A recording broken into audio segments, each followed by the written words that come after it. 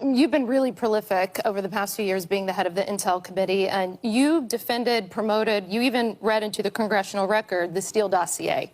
And we know last week the main source of the dossier was indicted by the FBI for lying about most of the key claims in that dossier. Do you have any reflections on your role in promoting this to the American people? Well, first of all, whoever lied to the FBI or lied to Christopher Steele should be prosecuted, and they are. And unlike in the Trump administration, if they're convicted, they should go to jail, not be pardoned. So Donald Trump pardoned Roger Stone for lying. He pardoned Michael Flynn for lying. If people lied to the FBI, they should go to jail.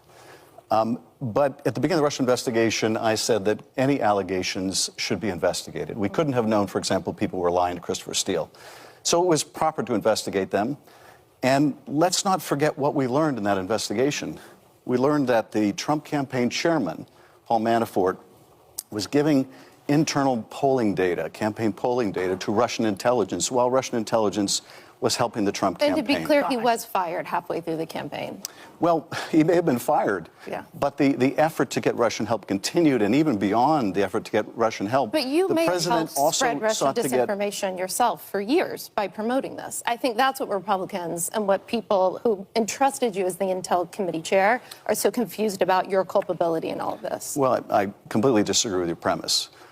It's one thing to say allegations should be investigated, and they were. It's another to say that we should have foreseen in advance that some people were lying to Christopher Steele, which is impossible, of course, to do. But let's not use that as a smokescreen to somehow shield Donald Trump's culpability for inviting Russia to help him in the election, which they did, for trying to coerce Ukraine into helping him in the next election, which he did, into inciting an insurrection, which he did.